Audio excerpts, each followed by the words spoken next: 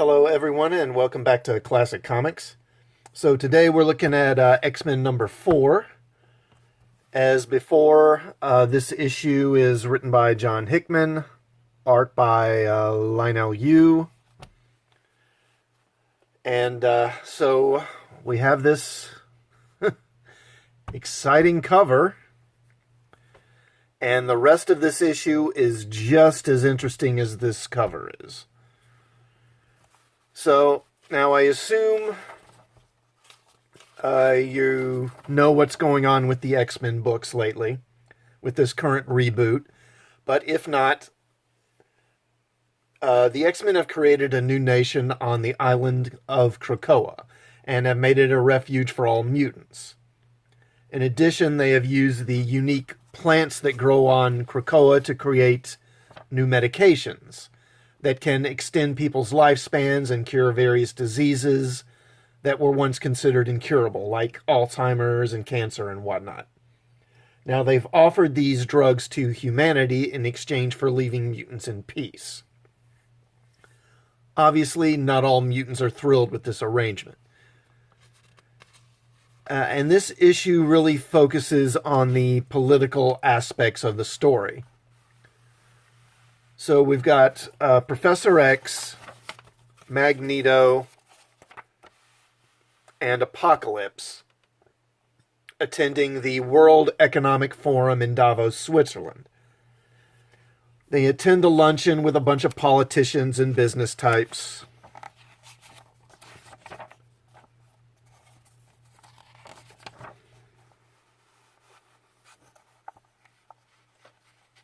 And they discuss things that we already know, basically. And then Magneto and Apocalypse make some veiled threats. And it turns out that there's a couple of strike teams that are waiting nearby to attack if the talks don't go well. And Cyclops and Gorgon take them out. So, after the miniseries that set these books up, House of X, Powers of X, which were, they were very talky. They were very talky, very heavy on exposition and on world building and sort of setting up the new status quo.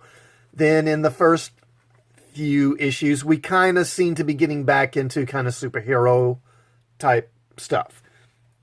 Now we're back to the politics again. And we've got discussions about trade policy, about economics, about multilateral agreements, and blah, blah, blah, blah. Oh, and look. We get the menu. We get to know what the menu is and what they're eating for dinner. I mean, that's worth a page, right? That's what you buy this comic for, right? Is to see the menu. Jesus. So, as I said, with the House of X and Powers of X miniseries that set up this current relaunch, what I said with them applies to this as well. And if you haven't seen my videos on those, please go check them out. They're available on the channel. I'll put some links to them down in the description. But what I said with them goes with this as well. It's well done. The writing is intelligent. The characters, their actions make sense, which is more than you can say for a lot of comics these days. The art is good, although the action sequences are really just kind of dull and not really exciting. But what are we buying these comics for? I mean, to read an exciting, thrilling adventure, or a bunch of talking heads arguing over monetary policy? This is like the comic book version of C-SPAN, is what this is. And, this thing, it really reinforces to me a view I've had that I've kind of been coming towards for a while, and that is that the X-Men really just don't work well in the Marvel Universe anymore. They've just gotten too big. As events are presented in this series, humanity eventually is doomed to irrelevance, to be inevitably overthrown and replaced by mutants. So in theory, all the actions that heroes in this world are taking to protect humanity are really kind of pointless. In the long run, it won't matter.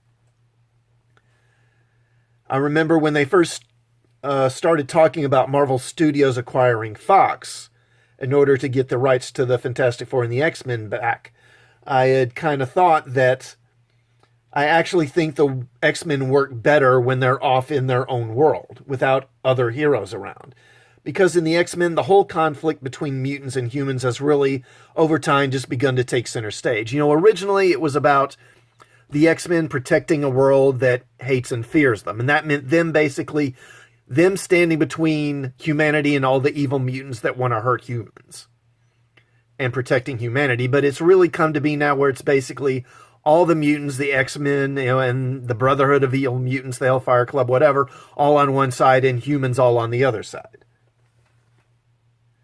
And it seems like, they're doomed to have some kind of big conflict down the line. You know, Magneto and Apocalypse sure seem like they're ready to just, kill plenty of humans if that's what the situation calls for. So if a conflict like that happens, then where do the other heroes in the world stand? On the one hand, if they side with humans, then they're in essence helping to oppress a minority. But then if they stand with mutants, are they going to stand idly by while Magneto and Apocalypse or Mr. Sinister are committing atrocities to protect mutants? And you can ask the same questions about the X-Men as well. Part of the issue, to me at least, is that mutants generally just aren't as sympathetic as they used to be. Back in the 70s and 80s, mutants were still a fairly small group. We only knew of probably, a few hundred mutants in the world. But as the X-Men's popularity grew, and we had more and more X-books, and then we got more and more villains to fight them. And a lot of these mutants were more and more powerful.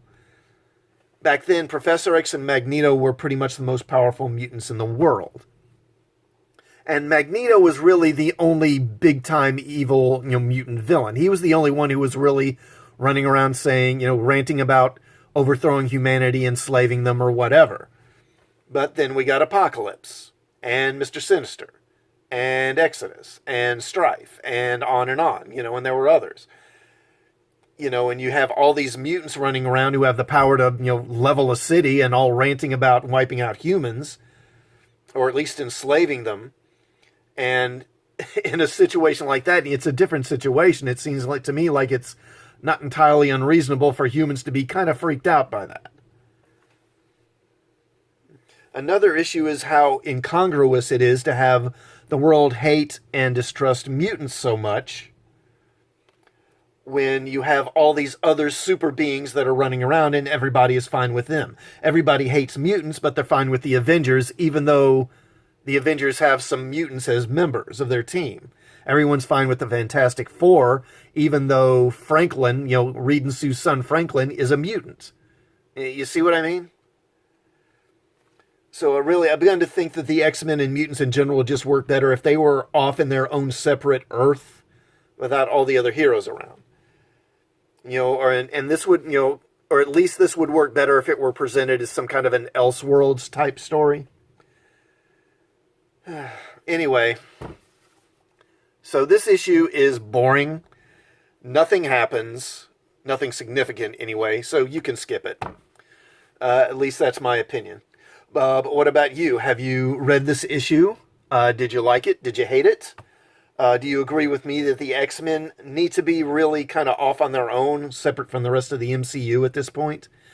Let me know in the comments, and while you're at it, please subscribe to the channel and hit the bell for notifications of more videos, and I'll see you all next time. Thanks for watching.